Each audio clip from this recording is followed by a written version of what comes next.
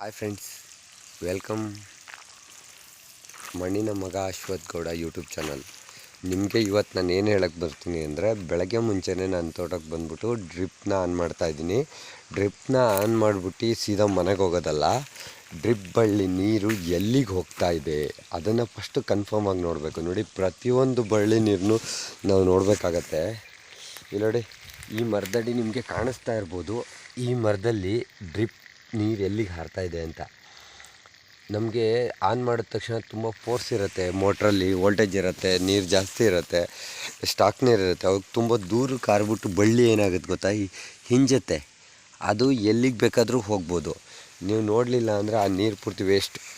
ಮರದಿಂದ ಕೆಳಭಾಗದಲ್ಲಿ ನೀರು ಹೋದರೆ ಅದು ಮರಕ್ಕೆ ಸಿಗಲ್ಲ. ನಿಮಗೆ ಗೊತ್ತಿರಬೇಕು, ಹಿನ್ನೋರೆಲ್ಲ ಒಂದು ಚಕ್ರ ಅಂದರೆ ಅರ್ಧ ಚಂದ್ರ ಆಕೃತಿ ಅಂತ ಮಾಡೋರು ಮರ ಸುತ್ತ.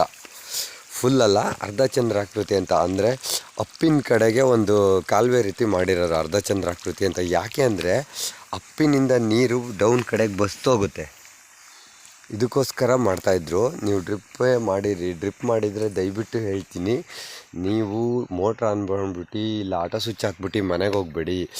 ಯಾವ ವಾಲ್ ತಿರ್ಸ್ತೀರಿ ಆ ವಾಲಲ್ಲಿ ಒಂದು ರೌಂಡು ಬಳ್ಳಿ ಮೇಲೆ ಓಡಾಡಿ. ಆವಾಗ ನಿಮ್ಮ ನೀರು ಸಮನಾಗಿ ಹರಿಯುತ್ತೆ, ಬೆಳೆನೂ ಚೆನ್ನಾಗಾಗತ್ತೆ, ನೀರಿನ ನಿರ್ವಹಣೆನೂ ಚೆನ್ನಾಗಾಗತ್ತೆ.